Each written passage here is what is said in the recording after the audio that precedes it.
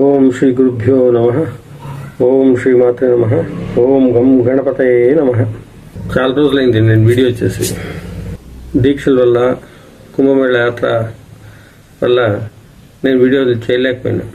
ఈ వీడియోలో కందమూలాల గురించి మాట్లాడుకుందాం. దానికి ముందుగా ఒక ప్రశ్నకి ఉత్తరం చెప్పాల్సింది. ఒక 17 ఏళ్ళు 18 ఏళ్ళు ఉంటుంది పిల్లడు. అతడు, నేను కరంగుళి మాల తీసుకొచ్చాను స్వామి, 1.5 లక్ష అయింది. వాళ్ళు చెప్పారు నీకు స్వర్ణయోగం సిద్ధి అవుతుంది అని, దానికనే కొనుక్కున్నాను అన్నాడు. కరంగుళి మాల 1.5 లక్ష పెట్టి కొనుక్కుంటే స్వర్ణయోగం సిద్ధి అవుతుంది అంటే మన భారతదేశంలో మర్రి చెట్లే ఉండేది కాదు. ముఖ్యంగా కరంగుళి మాల అనేది ఏమి అని అర్థం చేసుకోవాలి. మర్రి చెట్టు కనీసం ఒక 150 సంవత్సరాల నుంచి 200 సంవత్సరాలు బ్రతికి కాలం అయిపోయి ఒక 20 ఏండ్ల నుంచి 30 ఏండ్లు అయినప్పుడు ఆ ఒక చెట్టు, ఆ ఒక మాను నల్లగా మారిపోతుంది. దాన్ని గుండ్లుగా చేసుకోవడము, లేకపోతే దాంట్లో ఏదైనా విగ్రహాన్ని చెక్కించుకోవడము చేస్తూ ఉండేటువంటి వాళ్ళు పూర్వకాలంలో. ఇప్పుడు అటువంటి చెట్లు చాలా అరుదు, అటువంటి మాండలు చాలా అరుదు. అది సహజంగా కాలమైండేటువంటి మాన్ కావాలి. ఇప్పుడు ఎందుకు కరంగుళి మాల అంత ఫేమస్ అయిపోయింది అంటే, కొంతమంది ఫిలిం స్టార్స్ అందరూ కూడా దాన్ని వేసుకుంటున్నారు కాబట్టి అది ఫేమస్ అయింది.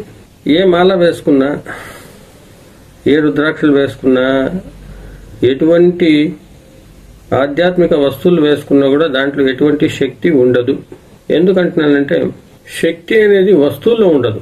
ఆ వస్తువులకి మీరు శక్తిని సమకూర్చాలి. అప్పుడే అది జీవం పోసుకుంటుంది. అంటే అది పొందిండేటువంటి శక్తి మీకు ఉపయోగపడుతుంది. సామాన్యంగా మనం గుడిలో విగ్రహాలని చూస్తుంటాం. ఈ గుడిలో విగ్రహాలని ప్రాణప్రతిష్ఠ చేసి 11 సంస్కారాలు చేసి ఆ తర్వాత పూజలు చేస్తూ ఉంటారు. అప్పుడే ఆ విగ్రహానికి శక్తి వస్తుంది. అలాగే మీరు వేసుకునేటువంటి ఏ వస్తువునైనా కూడా, అది వేదాచారంలో కావచ్చు, తంత్రాచారంలో కావచ్చు, ఎటువంటి ఆచారాల్లో కూడా కావచ్చు, దాన్ని ప్రాణప్రతిష్ఠ గావించి దానికి చేసేటువంటి సంస్కారాలన్నీ చేసి తర్వాత మీరు చేసేటువంటి కర్మల అనుసారంగా అది శక్తిని పొందుతుంది. స్వామి, నేను 1.5 లక్ష ఇచ్చాను, లేకపోతే నేను రసగుండు వేసుకున్నాను, దాని నుంచి నాకు శక్తి వస్తుందంటే రాదు. ఏ వస్తువు అయినా కూడా మీరు చేసేటువంటి కర్మల్ని బట్టి శక్తిని పుంజుకుంటుంది. ఇది ఆ పిల్లోనికి ఉత్తరం.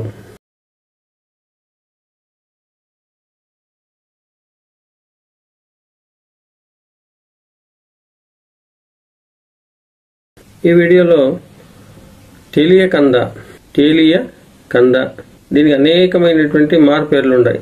సురణ్గడ్డ, స్వర్ణకంద, స్వర్ణమూల కంద, ఇంకా అనేక రకాలైనటువంటి పేర్లు ఉంది. ఇది ఎందుకు ఇంత రహస్యంగా ఉంది అంటే, ఇది చాలా అరుదు దొరికేది. ఈ మధ్యలో నేను కుంభమేళ పోయినప్పుడు, మహారాష్ట్ర గుండా పోయినప్పుడు కొన్ని ప్రదేశాల్లో దీన్ని చూసా. అదే కాకుండా నా శిష్యులు ఎంతో మంది దీన్ని తెప్పించుకుని పెంచుకుంటున్నారు. దీని విశేషం ఏమిటంటే, ఇది ఎండిపోయినటువంటి కట్టెన పనికి వస్తుంది. ఈ చెట్టు ఎండిపోయి దీని కట్టెని వేసి చూర్ణం చేసుకుని దాంట్లో రసాన్ని నూరుకున్నా కూడా రసము గట్టిగా అయిపోతుంది. ఈ సమూలమైనటువంటి చెట్టు ఒక 3 అడుగుల వరకు పెరుగుతుంది.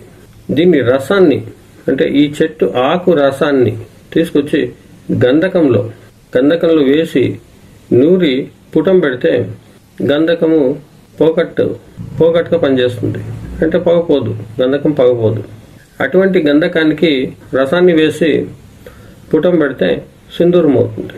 సమూలాన్ని తీసుకొచ్చి రసం తీసి గంధకాన్ని నూరినా, రసాన్ని నూరినా, కపరి సత్తు నూరినా ఇది ఇమీడియట్ గా కట్టిపోతుంది. ఇది కనీసం ఈ చెట్టు 5 సంవత్సరాలు అయిండాలి, అప్పుడే ఈ చెట్టు పనికి వస్తుంది. మీరు న్యాత చెట్టును తీసుకొచ్చి ఈ ప్రయోగాలు చేస్తే పనికిరాదు.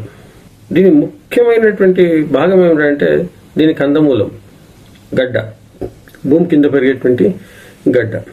ఈ గడ్డ కనీసం 3 నుంచి 5 సంవత్సరాలు పోయిందంటే దాంట్లో నుంచి నూనె కమ్ముతుంది. గుర్తుపెట్టుకోండి, అటువంటి చెట్టే రసవాదానికి మనం ప్రయోగించవచ్చు. నేత చెట్టు పనికిరాదండి. రసాన్ని ఈ కందమూలంతో ఎంత రసమో అంతకంటే రెండింతలు ఈ కందమూలాన్ని అంటే ఈ గడ్డని వేసుకుని నూరినట్టయితే అప్పటికప్పుడే భస్మం అయిపోతుంది. అదే ఈ చెట్టు రసంతో భావన చేసినటువంటి గంధకాన్ని దీంట్లో వేసుకుని కొంచెం నవాచారం అంటే సరి సమానంగా రసము గంధకము నవాచారం సరి సమానంగా వేసుకుని నూరి పుటం పెట్టుకుంటే ఈ రససింధూరం అవుతుంది. ఈ రససింధూరం పనికి వస్తుంది. దీన్ని వేర్ల కింద ఉండేటువంటి మట్టి కూడా ఎంత అద్భుతంగా పనిచేస్తుందంటే ఆ మట్టి నూనె పోసినలాగా ఉంటుంది. ఆ మట్టిని తీసుకొచ్చి తగరంలో వేసి వేడి చేస్తే చాలు, తగరంలో ఉండేటువంటి నీరంతా పోయి అది వెండిగా మారిపోతుంది. ఇదే చాలా అద్భుతం ఈ చెట్టుకి ఉండేటువంటి లక్షణాలు. ఆ చెట్టు కింద ఉండేటువంటి మట్టిని తీసుకొచ్చి మీరు తగరాన్ని కాంచి దాంట్లో పోసినప్పుడు దాంట్లో ఉండే నీరంతా వెళ్ళిపోయి అది మంచి శబ్దాన్ని ఇస్తుంది. అది పూర్తిగా సంపూర్ణంగా వెండి కింద మారాలంటే కొంచెం శుద్ధి చేసినటువంటి రాగిని కలుపుకుంటే పాలు పొంగుతుంది, తెల్లగా పాలు పొంగుతుంది. కపరి సత్తు, కపరితో తీసిండేటువంటి సత్తు అంటే జింక్, పాలతత్వంతో తీసిండేటువంటి సత్తు. ఈ సత్తుని సరి సమానంగా రసాన్ని రెండిటిని దాంట్లో వచ్చేటువంటి తైలంతో నూరుకుంటే భస్మం అయిపోతుంది. ఈ భస్మాన్ని చెట్టు ఆకులతో భావన చేసినటువంటి గంధకాన్ని వేసుకుంటే స్వర్ణ భస్మంగా మారుతుంది. దాని కలర్ కూడా కొంచెం స్వర్ణంలాగానే ఉంటుంది, స్వర్ణ రంగులో ఉంటుంది. దాన్ని వెండిపై కానీ లేకపోతే రాగి పైన కానీ తీసుకుపోవచ్చు. కపరి సత్తుని దీన్ని మట్టితో గన వేడి చేసి ఈ ఆకులతో భావన చేసినటువంటి గంధకంలో దీన్ని వేసినప్పుడు పరిపూర్ణంగా స్వర్ణంగా మారిపోతుంది. ఆశ్చర్యం వేస్తుంది, అంటే ఇంత సులువుగా అయిపోతుందా ఇది అని. ఎందుకు ఈ వాదన చెప్తున్నానంటే కొంతమంది దగ్గర ఈ చెట్లు ఉన్నాయి. ఇది సామాన్యంగా మహారాష్ట్రలో, తర్వాత ప్రయాగ్రాజ్ దగ్గర కూడా చూశాను, బీహార్లో చూశాను, హిమాచల్ ప్రదేశ్ అంచుల్లో ఆ బెల్ట్ అంతా కూడా ఈ చెట్లు కనిపించాయి. ఇది ప్రత్యేకంగా దీంట్లో 5-6 రకాల చెట్లు ఉంటాయి. దాంట్లో మనకు కావాల్సినటువంటిది పసుపు పూలు వచ్చేటువంటి చెట్టు. గుర్తుపెట్టుకోండి, ఏ స్వర్ణకంద లేకపోతే తెలియకంద అనేటువంటి చెట్టు దొరికినా కూడా దాంట్లో రసభస్మం అవుతుంది. కానీ స్వర్ణంగా మార్చేటువంటి శక్తి ఒక పసుపు పూలు ఉండేటువంటి తెలియకందకి. స్వర్ణగడ్డ అంటారు, సువర్ణ గడ్డ అంటారు. అంటే కన్నడలో సువర్ణగడ్డ కాదు, అది వేరే గడ్డది. సంస్కృతంలో సువర్ణగడ్డ. ఇంకోటి, మీరు దీన్ని చేసినప్పుడు ఆ తైలం ఉండేటువంటి ఆ గడ్డని ముట్టుకోవద్దు. ఎందుకంటే పైన ఉండేటువంటి బొబ్బడు ఊడిపోతుంది. మన చేతులకు ఉండేటువంటి పై పట్టు ఊడిపోతుంది. చాలా మంట, చాలా నొప్పితో ఉంటుంది. దానికోసం గ్లౌజులు వేసుకోండి.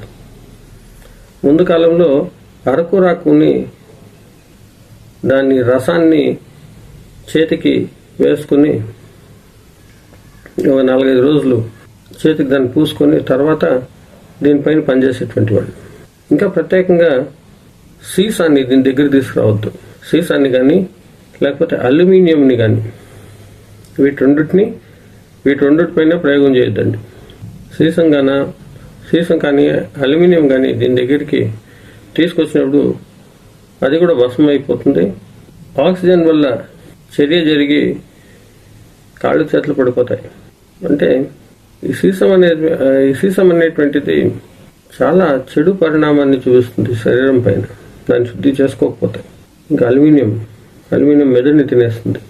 ఏదైనా ప్రయోగం చేయాలా అంటే మీ దగ్గరలో ఉండేటువంటి ఆయుర్వేదం ఆయుర్వేదానికి సంబంధించినటువంటి వాళ్ళు కానీ మీ గురువుల్ని కానీ ఆశ్రయించండి. స్వతహా ప్రయోగం చేయొద్దు. చాలా ప్రమాదం ఇవన్నీ. ఎన్నో రకాలైనటువంటి వాదాలు ఉన్నాయి, సోడియం మెటల్ పైన కానీ లేకపోతే ఇంకా అనేక రకాలైనటువంటి వాదాలు. ఇవన్నీ చాలా ప్రమాదకరమైనటువంటి వాదాలు. గురువుల పర్యవేక్షణలో